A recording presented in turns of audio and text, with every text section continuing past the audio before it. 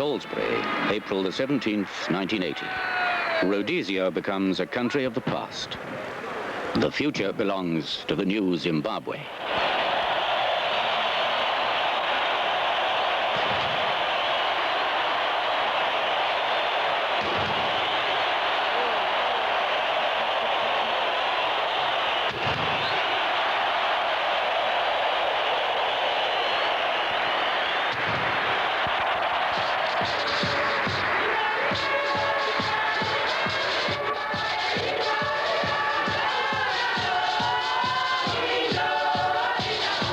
The Salvation Army, under its territorial leader, Colonel David Moyo, participates in the joyful independence celebrations. Proudly, they present their new colors.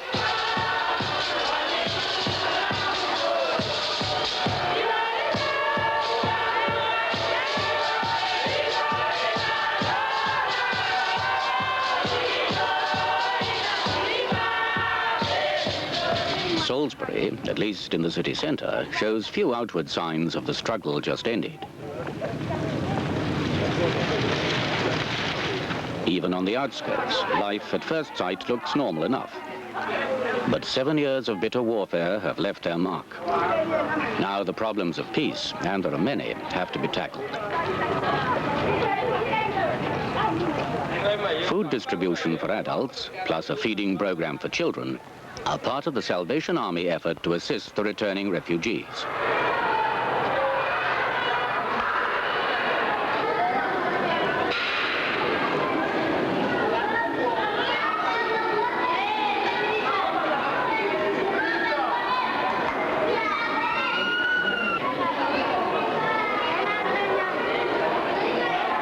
Some 200,000 refugees have arrived back in their country.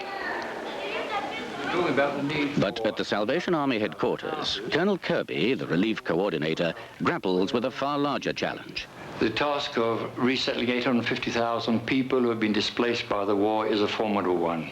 The Salvation Army wishes to be involved in this task by providing housing and with the reconstruction of schools, clinics, hospitals, roads and bridges which have been damaged during the wartime.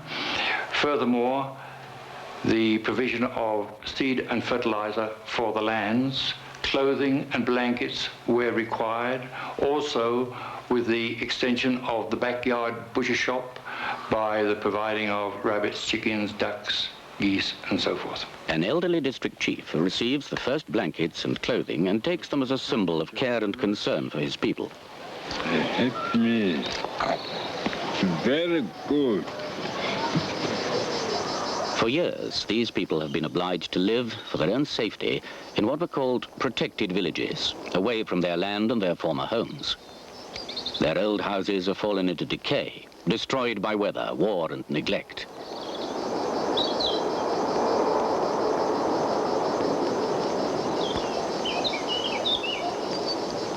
Part of the Salvation Army's $7 million rehabilitation plan is the erection of what are now called Kirby houses. Complete metal frames are provided, and the roofs. The walls are to be built by the villagers from mud, stone, wood, or whatever other material they have available. It'll be a long time before all the 800,000 displaced persons from these protected villages are resettled. It's not just houses that are needed. Medical facilities are required, and schools.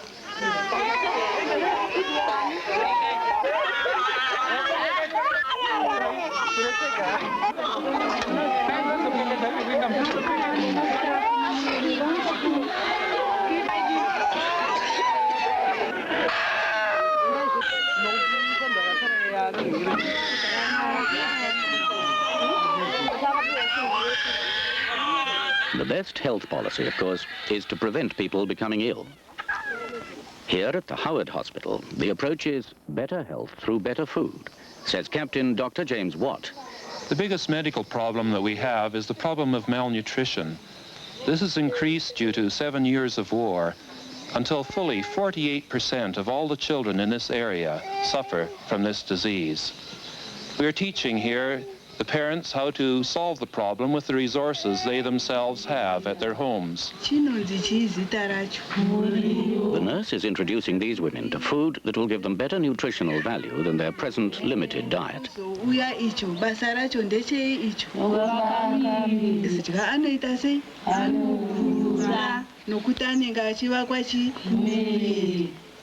Rabbit meat is a good example. Rabbits and other small animals can be raised in any backyard, providing the people with protein from fresh meat. But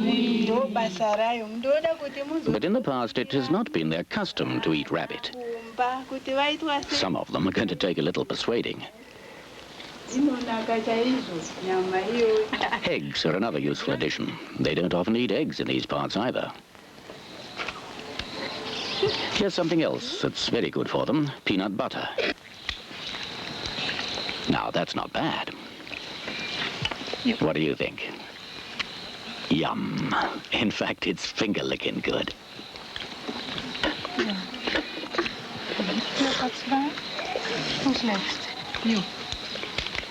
The joint Thanksgiving service is another reminder that Christians of all denominations are setting out to serve a new country.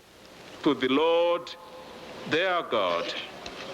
Remember always that the Lord alone is God. There is no other. Let's give him hearty thanks for giving us Zimbabwe. God bless Zimbabwe.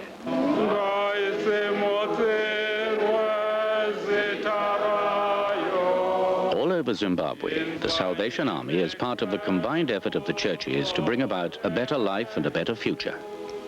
A future which, as Christians rededicate themselves, will need much human effort and God's blessing.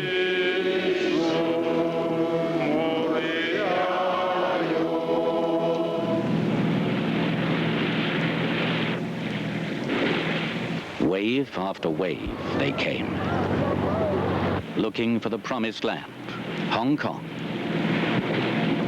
They were called the Boat People and became famous all over the world for single-minded perseverance.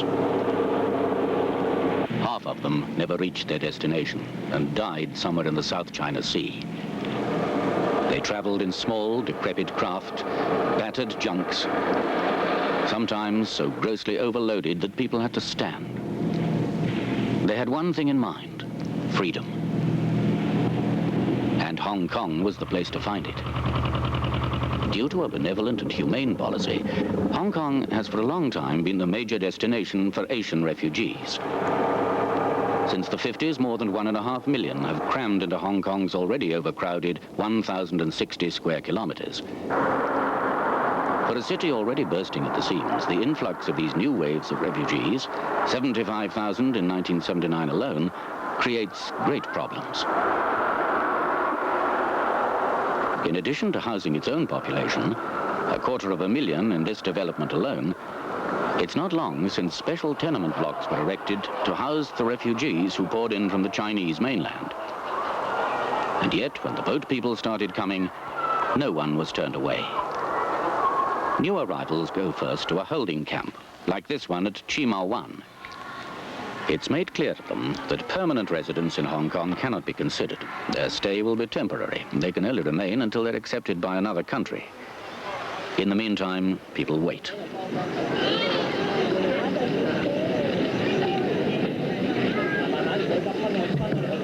Some find casual work in the city, always hungry for manpower. But it's not possible for everyone. And some camps are too far from the city. The camps are as crowded as Hong Kong itself. The alleyways between the bunks are narrow, and they're 3 tiers high.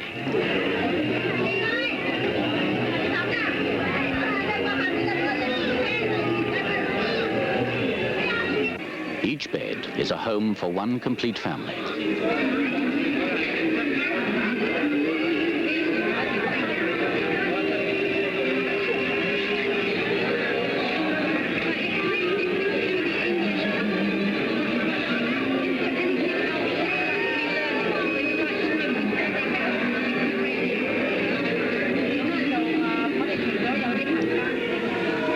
No wonder that life is lived outside for as much of the day as possible. The Salvation Army is a regular visitor, not just holding babies, but caring for them and their parents as well. The food in the camps is adequate. It fills the stomachs and no one needs to be hungry.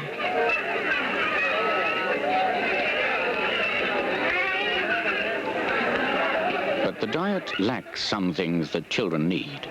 Vitamins that stimulate their health and growth. So the army provides them with oranges and Vita Soy, a drink with vitamins added. It has become a sort of slogan for the Salvation Army here. We'll provide the extra.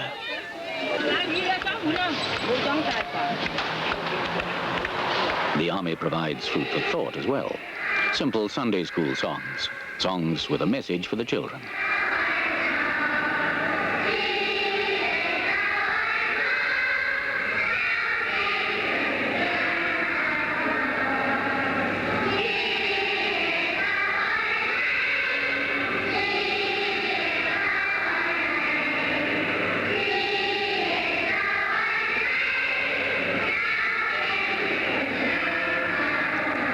But not everything the army provides is for the children. Here again, they're providing the extras, facilities that the people here wouldn't otherwise have. The means to iron their washing.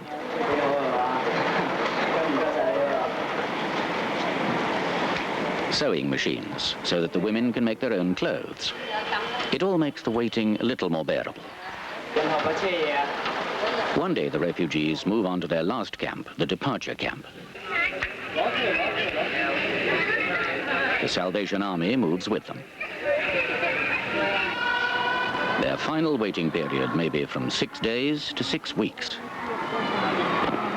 But the waiting is not so irksome now.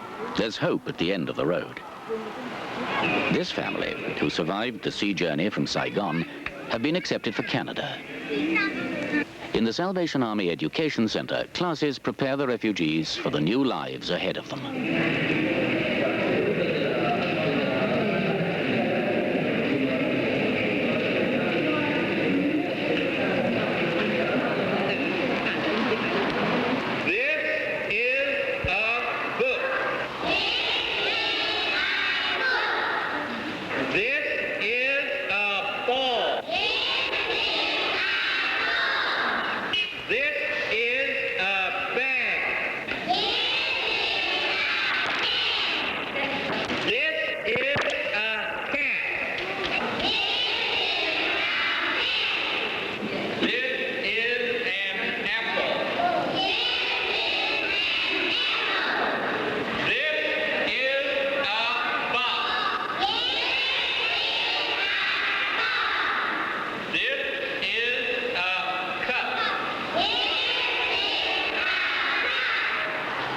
Even the use of a Western water closet has to be explained. The Western loo is somewhat higher, and we lift the lid and sit on here.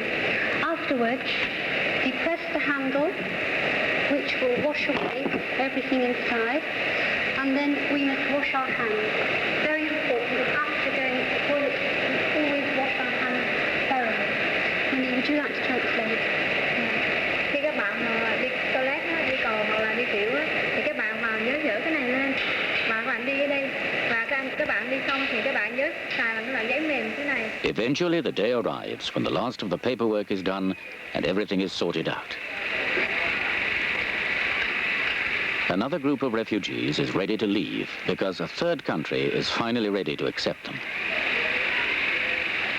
It could all go somewhat faster, the Hong Kong authorities feel, but it's still moving anyway. Countries in the West are accepting these people, although not as fast as Hong Kong, or the boat people either for that matter, would like.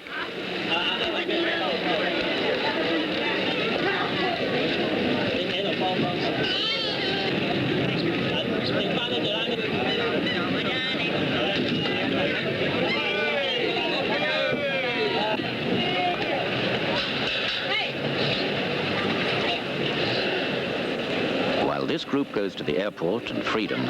For the others, the long wait continues. Lieutenant Chang, the Pied Piper of Chi Ma Wan camp, stays with them. He sings them songs of peace, hope, and joy.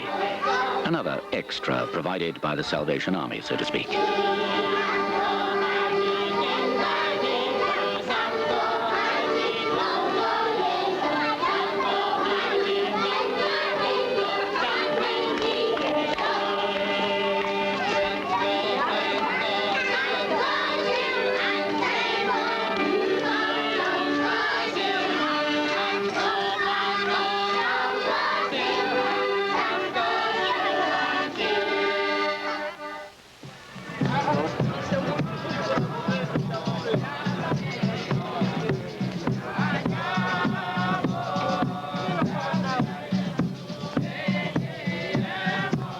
People in Kampala, Uganda, have not heard a Salvation Army song for more than 2 years. The army was banned as an unlawful society by Idi Amin. The former president is gone now, and the Salvationists are back, part of the day-to-day life of the country once more. But all is not well in Uganda. Kampala, the city on the hills, looks as attractive as ever from far away. But when you go into the center, it's a different story.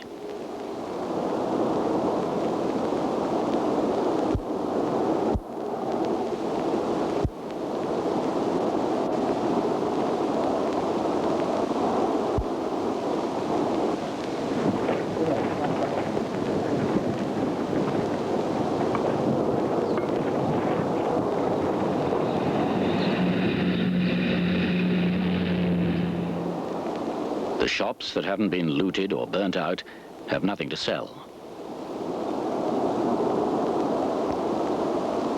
Uganda's transport has come to a standstill. The railway system, once part of East African Railways and one of the world's finest, has been reduced to this. Without transport, you can't export your produce, and so there's no money. But much more than money and machines, it's people that suffered under Idi Amin. On behalf of the Uganda government, I'm very happy to say that we welcome the Salvation Army back into Uganda.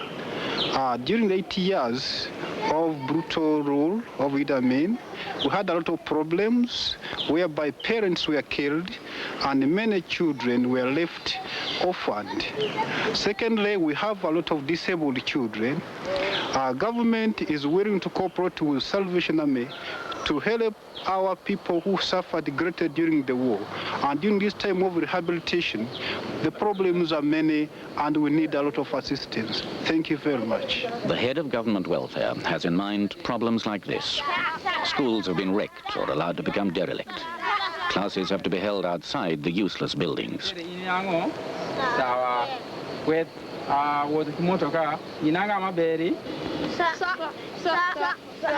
The Salvation Army is taking part in the rebuilding of Uganda's educational system. Salvation Army officers have resumed their visits to villages where personal and communal problems have been brought to their attention. As Uganda moves towards a new chapter in her history, the army is ready to be part of it.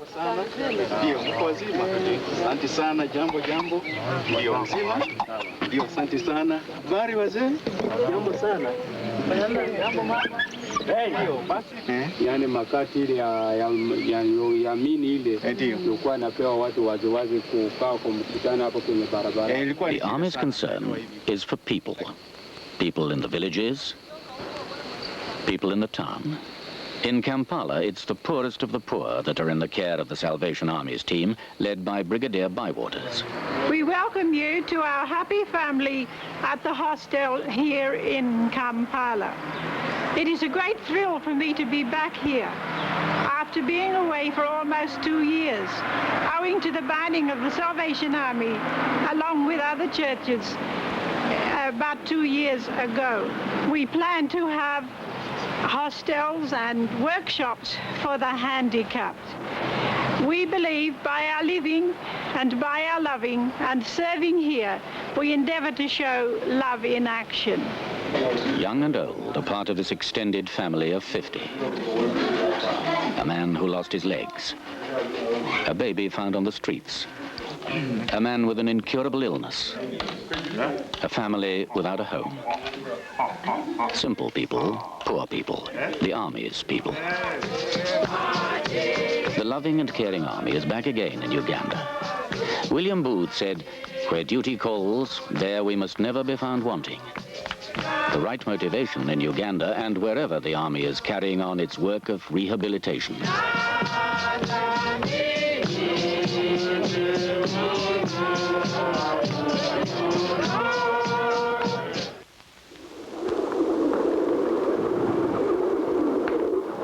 Buddhist temples, Buddhist monks. The golden Buddha, all real gold. In the ancient city of Bangkok, these things attract tourists from all over the world. Thailand has a modern face too.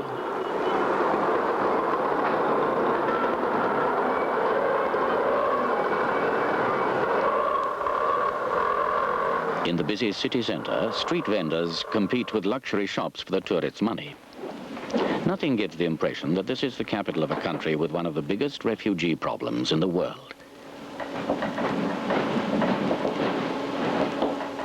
And even out in the country, it takes some time to find signs of it. But suddenly, we come upon the rice trucks on their way to the border. And the long convoys of water tankers have the same destination, the Thai-Cambodian border. Across the border, a few miles into Cambodia, small groups of people gather shortly before nightfall. Thousands of people are coming here, up to 25,000 people to take the rice far away into Cambodia. They've come from areas as far as 200 miles inside Cambodia. They've brought bullock carts to transport as much as they can get back to their starving villages. Most of them have brought their children with them. They're afraid that they might be taken away in their absence. Next morning, they assemble to await the arrival of the rice lorries. Sometimes the issue is interrupted by military action, but this morning they're lucky. Several hundred tons of rice is starting to roll in.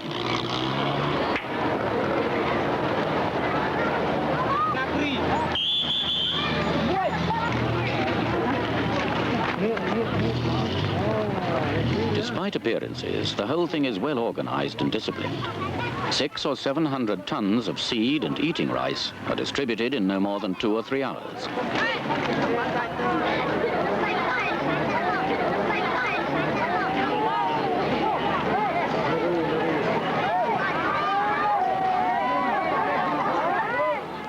Then it's on its way deep into Cambodia. The land bridge, as it's called, is open and working.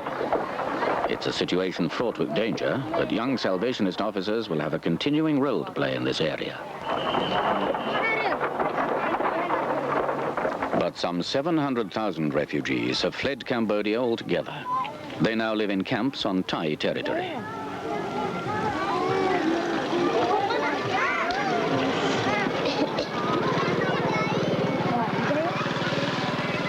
Once again, let's ask Major Everden Hartog, who's here with the Salvation Army medical team, to introduce us to the situation. Now, there are hundreds of thousands of people here living in this camp. And it seems that everything is all right here. Children are smiling. But the tragedy is still there. Each family presented in this camp has their own story to tell. Family members killed or dying of starvation and diseases. And the future is very dark before them. Their future is indeed dark, because they are part of a political and military power game which frequently disturbs camp life and upsets any hopes they may have of going back to their homes. One problem that arises here is the same one that we met in Hong Kong. How do you fight boredom? The boredom of being fenced in day after day in a confined area. A handicraft center has been set up where national crafts can be carried on. These people are making mats in the Cambodian manner. They use a technique very much their own and quite different from that used in Thailand.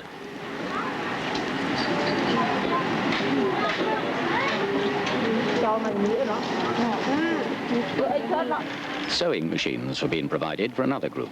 They've been given the job of making 9,000 school uniforms for the camp schools. This scheme has been a tremendous morale booster. The sad thing is that it only occupies a couple of hundred people out of 120,000. Just a drop in the ocean. There's so much more to be done. When the Christian medical team arrive at the hospital, there's no doubt about their welcome.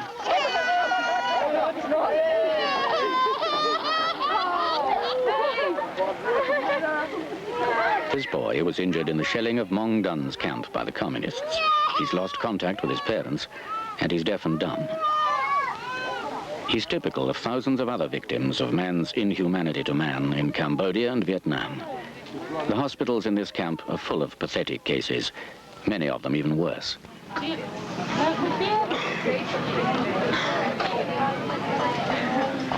In this camp, the Salvation Army is part of a consortium of Christian agencies working together. The Salvationists are from many countries. Yoka is Dutch.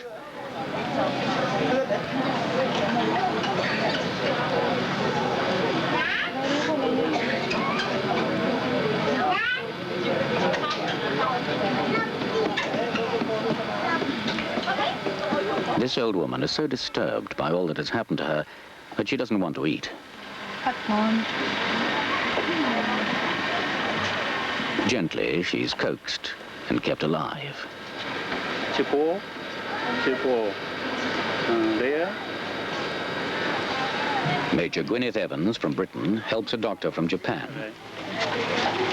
This is Major Dr. Asaka from our Salvation Army Kyosei Hospital in Tokyo. He's the medical superintendent there, and he has come in charge of our Salvation Army medical team from Japan. This patient was admitted yesterday with a high fever, probably malaria, but she's very much better this morning already. There's another doctor in the Japanese team. This is one of my patients. He is a Cambodian farmer. He lost his legs while walking on a landmine. Sometimes it's the mind that has suffered most. Reng has been with us for about a week now. He was admitted for asthma and suspected TB. We've been trying to win his confidence and his trust. Reng has no family. His parents died last year in Cambodia, and he came to this camp with a group of other people. He doesn't have any relatives here, and he's been working in one of the outpatient departments and living there as well, sleeping in the back room. Lieutenant Mavis Bays was starting her first day here as a nurse in the camp. What have you to tell us, Mavis? That I was commissioned just 4 days ago, and I arrived here, and I'm here to stay for 3 to 6 months. My first impressions of the camp, I thought they might be a bit more primitive. I'm rather impressed with the work that's gone on before, but there's an awful lot still to be done here. That's certainly true. All the time, new patients are arriving.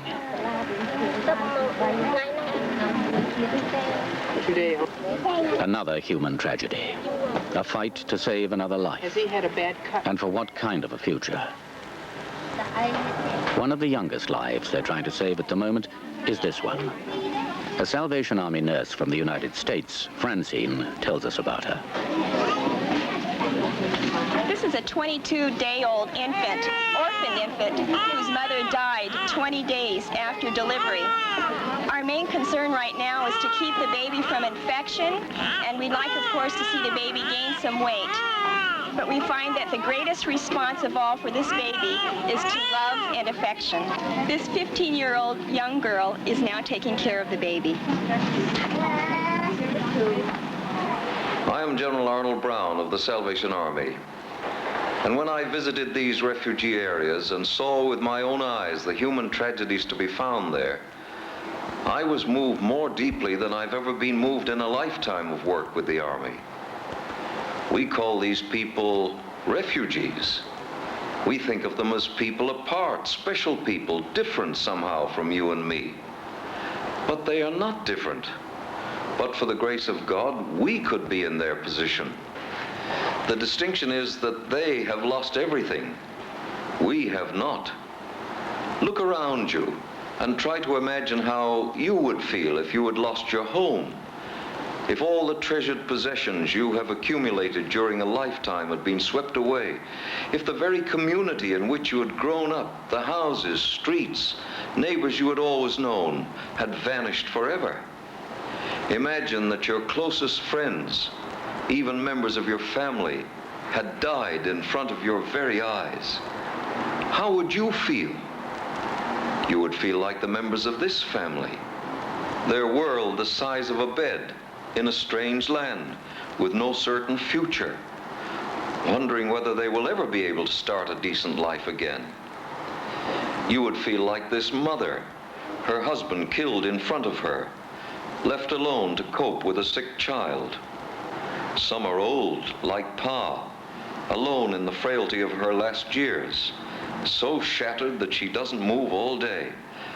And so many are young, like Reng, who has lost his entire family as well as his home and all his childhood companions. He won't talk, even about himself and his own experiences. Look at the agony in his eyes. I ask you, you who have your homes, who have your families, who have your possessions all around you, to act now For God's sake, care as the Salvation Army is caring. But time and time again, I have heard the plea for more help. I agree we should do more, and we could do more if we had more money and more manpower. And so I pass on to you the plea of the world's refugees. Help us to give much more to these desperate people. Look around you. Think what you have that they have not. And do it now, this minute.